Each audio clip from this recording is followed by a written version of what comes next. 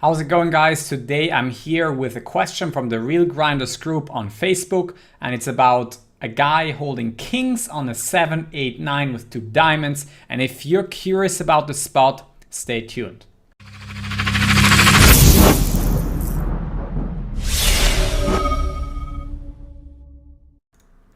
So the hand that we're talking about is played at 2-3, no limit. The stack sizes are, he has 2,800, but he's only with the villain effective for 550 plus 222. So I'm going to round it to 770.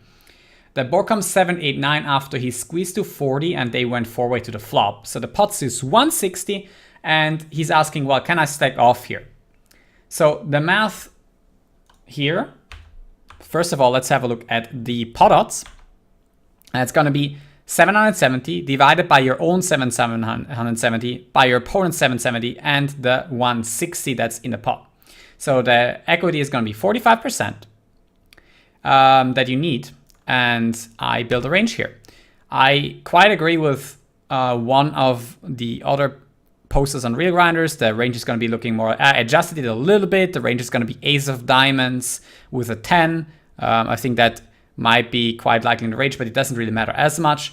All the nut flush draws with the diamonds, then every set, even 8-9 offsuit, 10-9 offsuit, Jack-10 offsuit, 2 pairs are in there. There's pocket sixes, which is a pair plus open-ended straight draw, and there's Jack-9 suited, 10-8 suited, 9-9 suited, because people don't like to fold those suited one-gappers and suited connectors all that often. There's also King-10 suited, Queen-10 suited, Queen-Jack suited, and queens.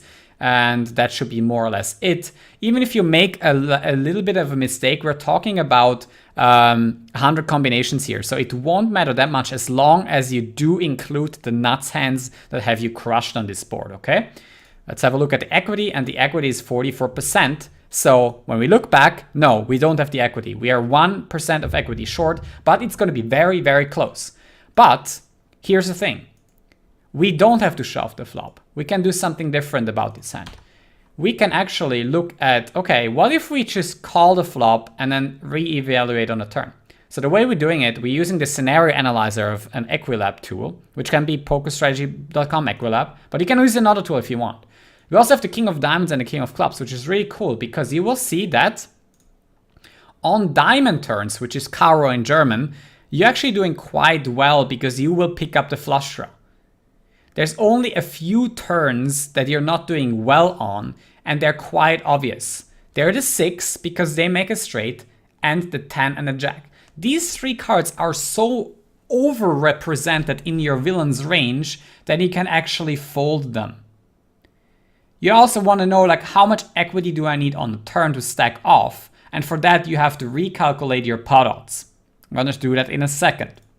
But let's have a look at some other turns that you could be folding. You could be folding the Jack of Diamonds even though you pick up a flush draw. I wouldn't advise that because if it's going to be very close. You're going to be having 32, 35, and 31. Maybe you can fold the 6 of Diamonds, but you will see that you need about 33, 34% of equity. All the other turns, you're going to have a lot of equity. On a king, you have 70% plus. Sometimes you have almost 60% on a 7, which is a really good card for you. And the 8 is also a really good card for you because it counterfeits 9-7 suited.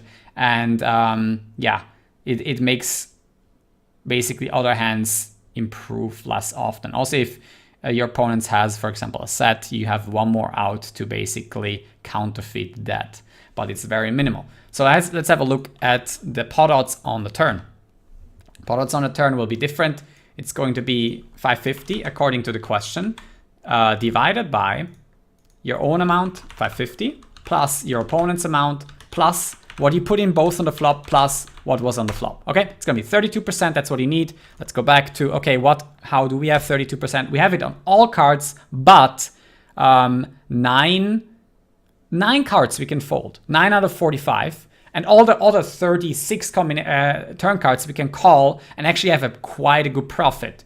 For example, if the turn's a deuce of diamonds, we're gonna have 50%. That's 17% more than you actually need.